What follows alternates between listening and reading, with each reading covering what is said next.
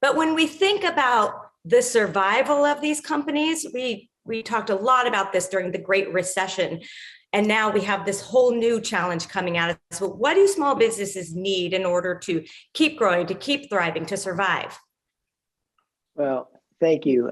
I'll just build on Jenny's comments for a moment, because I think it's good for us to compare startup and entrepreneurship coming out of the recession of 2008 and 2009 and coming out of COVID. So as we discussed prior to this event, it took close to 10 years for new small business growth to go on an upward trajectory after the recession.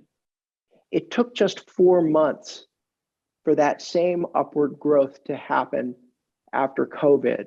And one of the reasons, and it's the great unifier of what Jenny was describing, and that is small businesses are problem solvers. And really, when you think about it, there were really no bigger and more condensed problems than what we experienced at the beginning of COVID. And in swooped small businesses and entrepreneurs to solve those problems. As far as what's needed to keep that trajectory going upward, I'll just use the words of our CEO, who also was a small business owner herself, Suzanne Clark. She talks about how our government partners need to be enablers and not inhibitors.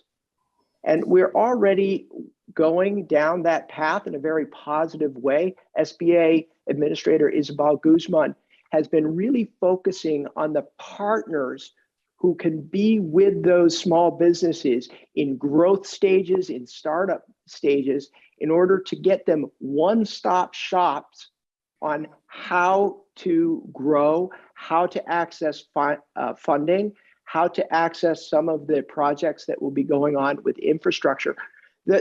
Those partnerships are primarily with small business development centers that are co-located with universities and community colleges in almost every district in the United States, as well as an online version called SCORE. So there is an existing partnership model that is able to work with small businesses truly as enablers.